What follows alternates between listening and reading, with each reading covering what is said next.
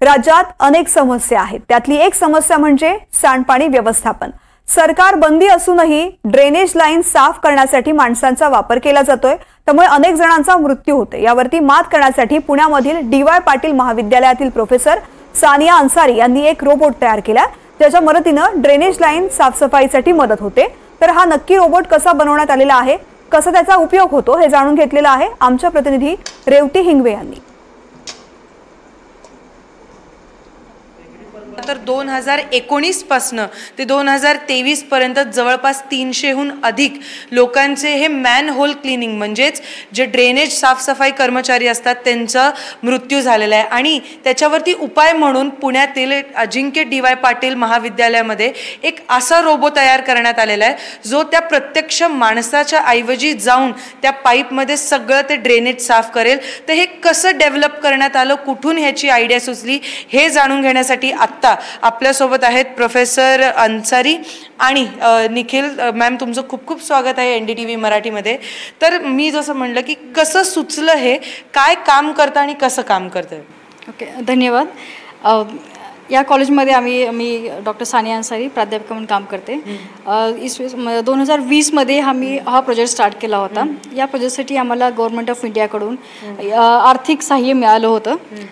त्या दरम्यान आम्ही हा प्रोजेक्ट सुरू केला होता। ज्यावेळेस ॲक्च्युली याच्या पाठीमागची आयडिया होती आम्हाला, ते बऱ्याचशा सोसायटीमध्ये आत्ताही मॅन्युअली जे आपले सीवेज पाईप्स आहेत ते क्लीन केले जातात, त्यामध्ये ते काय म्हणतात आपलं विषारू वायूजमध्ये वगैरे बऱ्याचदा असं होऊन जातं की त्या माणसांची डेथ होते आणि तो रेशो वाढत चाललेला आहे। तर त्यापासून आम्हाला ती कल्पना आली होती की आपण असं एक रोबोट बनवूयात किंवा एक ऑटोमेटेड सोल्युशन देऊयात सोसायटीला, की जेणेकरून हे जे मृत्यूचं प्रमाण वाढलेलं आहे ते कमी होईल। त्याच्यामुळे त्यांच्या हेल्थवरती पण बराचसा इम्पॅक्ट होतो, बराचसा इफेक्ट होतो। ते सगळं थांबवण्यासाठी, रिड्यूस करण्यासाठी आपण हे रोबोटिक सोल्युशन मार्केटमध्ये आणले। तर नक्की हे मॉडेल कसं आहे आणि कसं त्याचा वापर होतो? पहिले तर हे पूर्ण मेकॅनिझम स्टेनलेस स्टीलनी बनलेलं आहे, फुल्ली वॉटरप्रूफ आहे। व आम्ही या सिस्टीममध्ये ग्रिपर प्लस कटर, तुम्ही इथं पाहू शकता की ग्रिपर आणि कटर एकाच मेकॅनिझममध्ये तयार केलेलं आहे।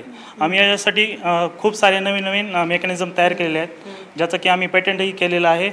जसं की वॉल प्रेस मेकॅनिझम आहे, वापस जे 6 व्हील ड्राईव्ह मेकॅनिझम आहे, म्हणजे याचे 6चे 6 चाकं चालतात।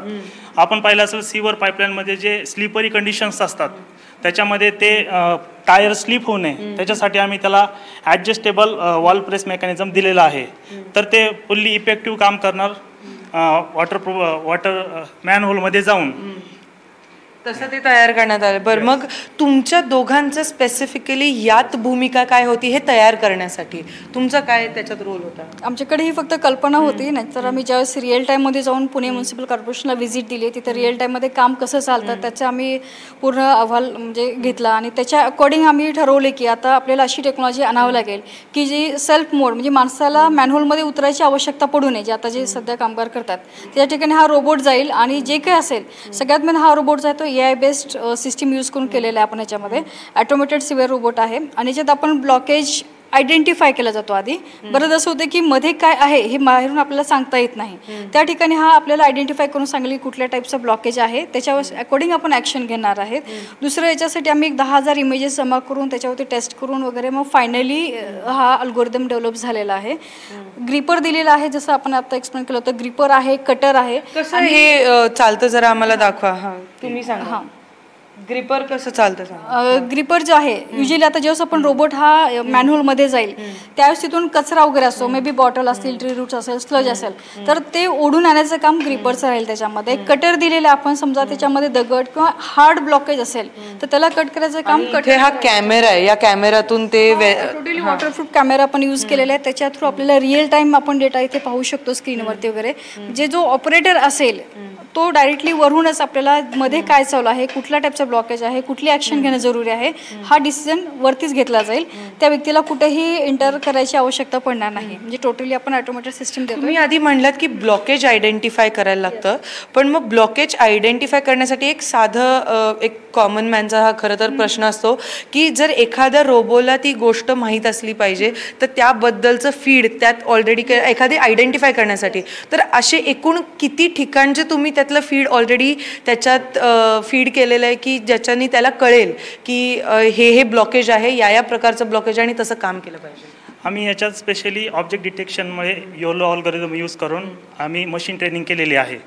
त्याच्यात आम्ही ट्री रूट आहेत, प्लास्टिक बॉटल्स आहेत किंवा स्लज आहे, आणि आपण पाहिलं असेल की आपण घरगुतीचे जेवण करतो ते जे ऑइल जातं त्याचं जाऊन पुढे ग्रीस बनतं, तर ते आयडेंटिफिकेशनसाठी आम्ही मॉडेल ट्रेन केलं आहे व हा अल्गोरिदम इझिली तो ऑब्जेक्ट डिटेक्ट करतो.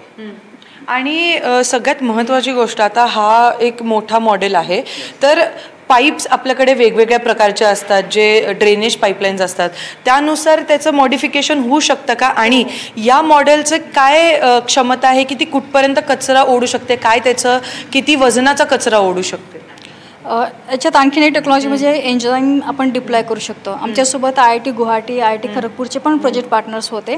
त्यांनी जे एन्झाईम्स डिप्लॉय केले म्हणजे बनवलेले आहेत ते आम्ही ते पॉईंट ऑफ कॉन्टॅक्ट जिथे ब्लॉकेज आहे त्या ठिकाणी ते डिप्लॉय केले जाईल. ज्याच्यामध्ये स्लज असेल तर डायरेक्टली तो स्लज पूर्ण रिमूव्ह केला जाईल, त्याच्यामध्ये डायरेक्टली आपल्याला हेल्प मिळेल. तो एक याच्यामध्ये फायदा होता. आणि हा अप्रॉक्स आता सध्या आपण 10 मीटरपासून ते 50 मीटरपर्यंत पण ह्याची लेंथ आपण वाढवू शकतो वगैरे, म्हणजे एक्सटेंड करता येतं ह्याच्यामध्ये वगैरे. आणि टोटली कस्टमायझेबल आहे, कारण आपण जर जे पाईप सिस्टीम आहे सध्याची ती जर तुम्ही पाहिली तर त्याची व्हेरिएबल साईज आहे. काही ठिकाणी 100 सेंटीमीटरचे आहेत, काही ठिकाणी 200, 600, 1000. तर त्याच्याप्रमाणे आम्ही ते कस्टमाइज करून आपल्याला मार्केटमध्ये. सगळ्यात महत्त्वाचा प्रश्न की जेव्हाही केव्हा आपण असं टेक्नॉलॉजी आणण्याचा बघतो त्याचं बजेट असतं, तर जर सपोज आपल्याला हे उद्या मार्केटमध्ये आणायचं आहे तर हे जे मॉडेल आता समोर आहे त्या मॉडेलची प्राईस काय असेल आपल्यासाठी? प्राईस टोटली डिपेंड आहे, जसं आम्ही सांगितलं की कस्टमायझेबल मॉडेल आहे आणि टोटली डिपेंड आहे की पाईपची साईज काय आहे, त्याच्या अकॉर्डिंग याचे रेट्स व्हॅरी होणार आहेत. पण आता सध्या जे काही मार्केट्समध्ये काही सोल्युशन्स खूप कमी आहेत रोबोटिक सिस्टीममध्ये. महाराष्ट्रामध्ये तर मी सांगेल की हा पहिलाच रोबोट आहे जो या टेक्नॉलॉजीसोबत आलेला आहे आपल्यासमोर. कमीत कमी राहील आणि बजेट फ्रेंडली राहील, काही प्रॉब्लेम नाही. नक्कीच आपण जसं बघितलं की खरंच हा एक मेक इन इंडिया प्रॉडक्ट आहे आणि एखाद्या माणसाचा जीव जाऊ नाही आहे. आणि जसं आपण बघतोय की 2019पासनं 300हून अधिक लोकांचं हे मॅनहोल क्लिनिंग म्हणजेच ड्रेनेज साफ करण्याच्या त्या सगळ्या प्रक्रियेमध्ये त्यांचे जीव गेलेले आहेत आणि ते वाचवण्यासाठी खरं तर हे खूप अनहायजेनिकसुद्धा आहे. आपण जसं बघितलं. Camera person Niketan मानेसह Revati Hingwe, NDTV Marathi, Pune.